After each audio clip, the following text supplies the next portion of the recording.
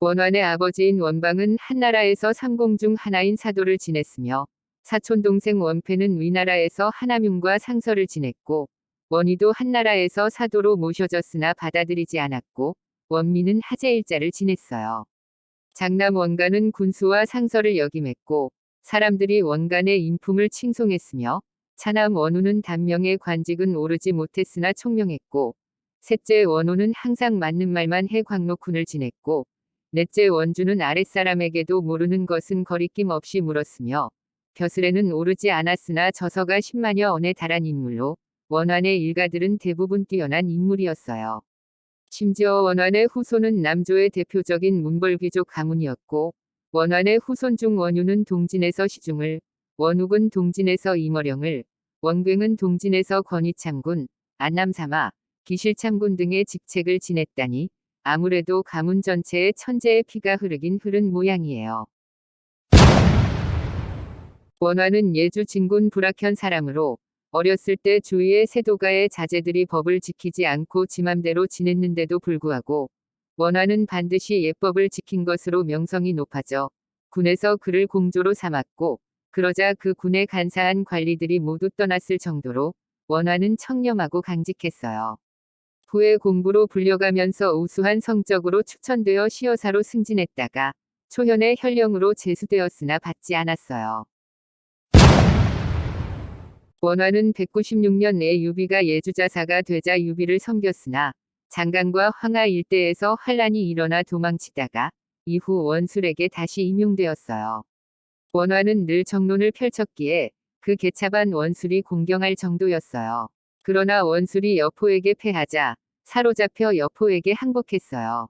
여포는 원환에게 유비를 욕하는 글을 쓰게 했는데 원환이 계속 거부하자 여포는 칼을 들고 안 하면 죽이겠다고 협박했고 그러자 원환이 말했어요. 나는 덕망이 있는 사람이 다른 사람에게 치욕을 느끼도록 할 수 있다는 말은 들었어도 욕하는 것으로서 치욕을 느끼게 한다는 말은 듣지 못했소.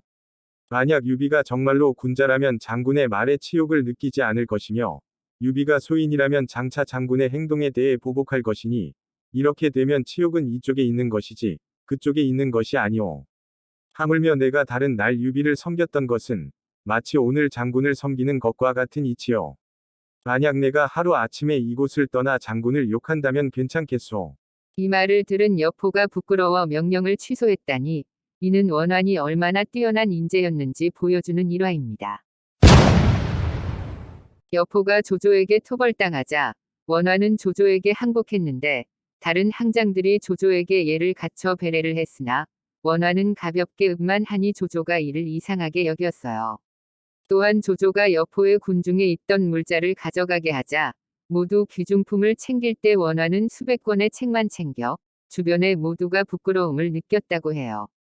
이를 본 조조는 원환을 더욱 중용했다고 해요. 조조에게 항복한 이후 원환이 진언하길 무기란 상서롭지 못한 도구이므로 어쩔 수 없는 경우에만 사용해야 합니다. 전쟁을 하려면 도덕에 입각하고 정벌을 하려면 인의에 입각하며 아울러 그 백성을 어루만져 주고 폐해를 제거해 주어야 합니다.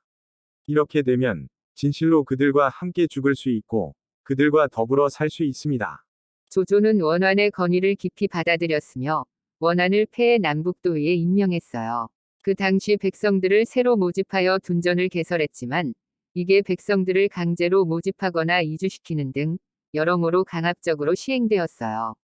이에 백성들은 둔전을 하는 것을 받아들이지 않고 대다수가 도망치고 말아요. 그러자 원환이 조조에게 말했어요. 백성들은 예로부터 향토에 안주하고 이주하는 것을 싫어하였는데 이런 습속은 갑자기 바뀔 수 있는 것이 아닙니다. 그들의 뜻에 따라서 행하기는 쉽지만 그것을 거슬러 행하기는 어렵습니다. 제 생각에는 그들의 의견을 따름이 마땅합니다. 즐거운 마음으로 하는 자들을 즉시 받아들이고 그렇지 못한 자들은 억지로 강요해서는 안 됩니다. 조조가 이를 받아들이자 백성들이 매우 기뻐했고 원환은 양국의 상으로 승진했어요. 강제 노역과 강제 징용이 만연했던 시대의 백성들의 뜻을 따르고 억지로 강요하지 않았다는 점은 참 눈여겨볼 만한 일이네요. 이후 원환은 항상 모든 현의 호랍이나 과부들 중 나이가 많은 자들을 잘 보호하고 효자와 정절을 지킨 부인을 표창하게 했으며 소란스러운 시대이나 민중을 안정시키라고 칙령을 내렸어요. 이후 원화는 병으로 인해 관직을 사임했는데 백성들이 그의 사임을 아쉬워할 정도였다니 그가 얼마나 백성들의 사랑을 받았는지가 드러나죠. 나중에 다시 조정의 부름을 받아 간이대부, 승상군죄주가 되었으나 받은 상은 모두 나누어 주는 등 의혹을 살만한 행동을 전혀 하지 않아 모두 그의 청렴함에 감복했어요.